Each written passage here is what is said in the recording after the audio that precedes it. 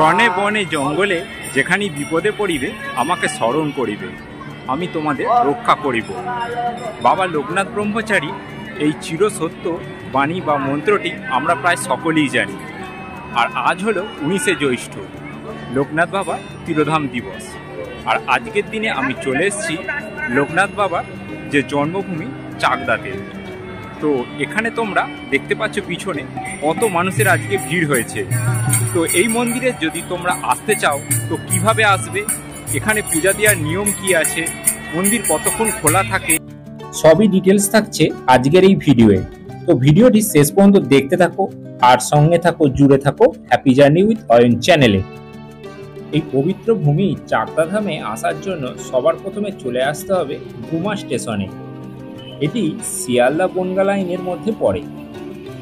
তাহলে শিয়ালদা থেকে বনগাঁ বা হাবড়া লাইনের ট্রেন ধরে চলে আসুন গুমা স্টেশনে 10 টাকা ভাড়ার বিনিময়ে।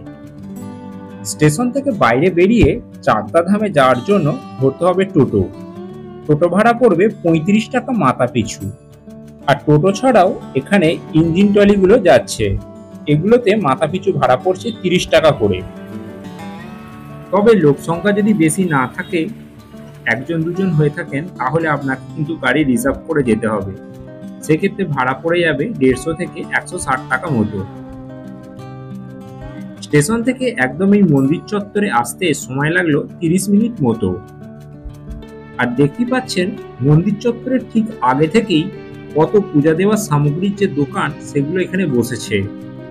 প্রচুর দোকান আছে, আপনাদের ইচ্ছা মতো আপনারা পূজার ডালি এখান থেকে সংগ্রহ করে নিতে পারেন। 51 টাকা থেকে শুরু হচ্ছে, 51 টাকা, 101 টাকা, 501 টাকা, আপনি যেমন ডালি সাজাবেন সেই হিসেবে আপনি এখান থেকে ডালি সংগ্রহ করে মন্দিরের মধ্যে প্রবেশ করুন। আর এটি হলো মূল মন্দিরের প্রবেশদ্বার। আর প্রবেশদ্বারের ঠিক উল্টো সাইডেই যারা গাড়ি করে আসছেন তাদের গাড়ি পার্কিং এরও সুব্যবস্থা রয়েছে। পার্কিং চার্জগুলো একটু জেনে নিন।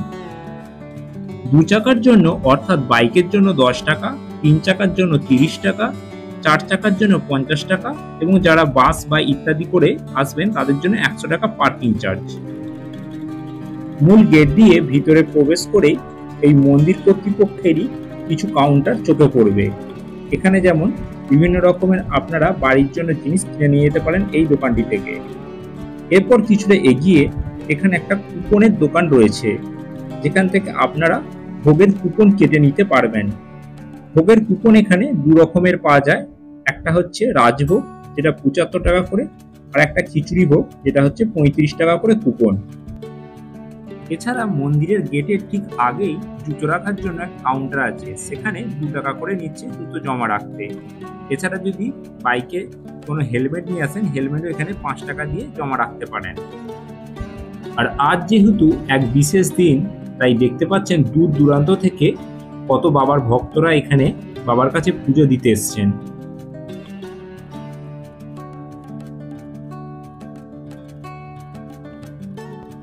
আর এখন দেখতে পাচ্ছেন এই চাকদা ধামের যে মূল লোকনাথ বাবার যে মন্দিরটি, সেই মন্দিরটি। মন্দিরের মাথার চূড়াতে দেখুন ব্রহ্মা, বিষ্ণু এবং মহেশ্বর বিরাজ করছেন। আসলে এই দ্বিতল বিশিষ্ট যে মন্দিরটি দেখতে পাচ্ছেন এটি হলো নাট মন্দির। চলুন এই মন্দিরটিও আপনাদেরকে ঘুরিয়ে দেখাই। এখানে পূজা দেওয়াও কিন্তু 2টো ভাবে হচ্ছে। এই যে দীর্ঘ লাইনটা গেছে, এই লাইনটা একদম মন্দিরের সামনে গিয়ে পুরোহিত মশাইরা আছেন, সেখানে আপনারা পুজো দিয়ে দিতে পারবেন, কিন্তু একদম গর্ভগৃহের ভিতর প্রবেশ করতে পারবেন না। আর এই লাইনটায় পুজো দেওয়ার জন্য কোনো রকম টাকাও দিতে হচ্ছে না।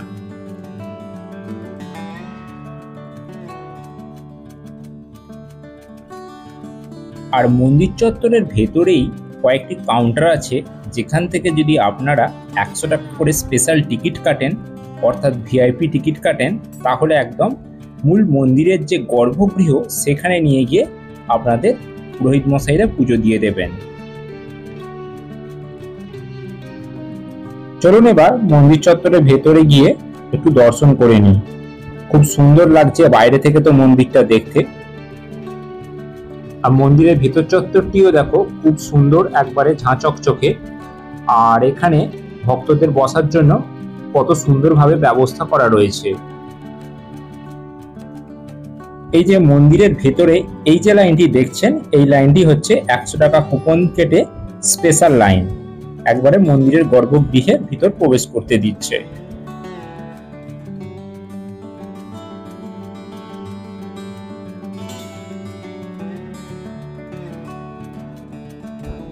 আর এই নাট মন্দিরেরও একটি কক্ষে দেবাদিদেব মহাদেব এবং বাবা লোকনাথের একটি মূর্তি রয়েছে। এখানে অনেকে ফুল, বেলপাতা, জল সবই ঢালছেন।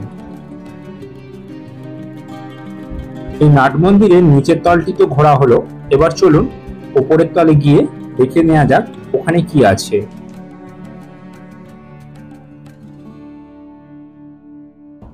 এই মন্দিরটি দু সাইড দিয়ে এরকম দুটি সিঁড়ি রয়েছে, এই সিঁড়ি দিয়ে উপরে উঠে আসুন। মন্দিরের উপর চত্বরটিতেও এরকম ভক্তদের বসার জন্য বিশাল ব্যবস্থা করা রয়েছে, এখানে আপনারা বেশ কিছুটা সময় কাটাতে পারেন। মূল মন্দির চত্বরের ভেতরে কোথাও কিন্তু ধূপকাঠি বা বাতি জ্বালানো যাবে না, তার জন্য এরকম একটি মঞ্চ করা আছে। এখানেও লোকনাথ বাবার একটা মূর্তি রয়েছে এবং তুলসী বেদি রয়েছে, এখানে আপনারা বাবাকে ভক্তি ভরে স্মরণ করে এখানেই ধূপকাঠি ও বাতি প্রজ্বলন করুন। এখন চলে এসেছি যজ্ঞকুণ্ডের একদম কাছে। দেখতে পাচ্ছেন আজকে সারা দিন ধরে এখানে যজ্ঞ চলছে, বড় বড় কাঠ এখানে যজ্ঞে আহুতি দেওয়া হচ্ছে।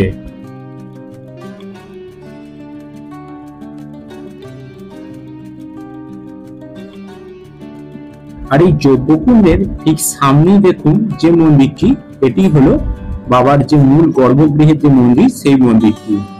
এই মন্দিরের মধ্যেই কাঁচের ঘরের মধ্যে বাবার একটা মূর্তি আছে, সেখানেই বাবার পুজো দেওয়া হচ্ছে। আর এখানে দেখুন কত মোটা মোটা কাঠ রয়েছে, এগুলি সবই এই যজ্ঞের কাজে আজ ব্যবহার হবে সারাদিন ধরে।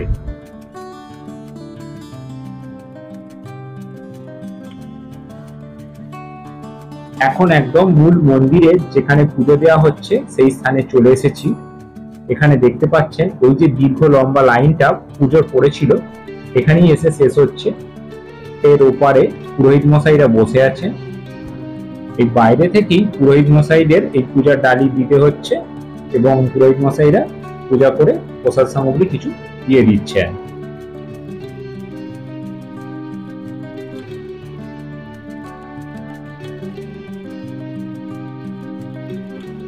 তো বন্ধুরা, আজকের এই ভিডিওটা তোমাদের কেমন লাগলো অবশ্যই একটা কমেন্ট করে জানিও, আর ভালো লাগলে অবশ্যই লাইক, শেয়ার, কমেন্ট করে দিও। আর চ্যানেলে যদি তোমরা নতুন হয়ে থাকো তো চ্যানেলটা অবশ্যই সাবস্ক্রাইব করে পাশে থেকো। চলো দেখা হবে নতুন কোনো ভিডিওয়, নতুন কোনো জায়গায়।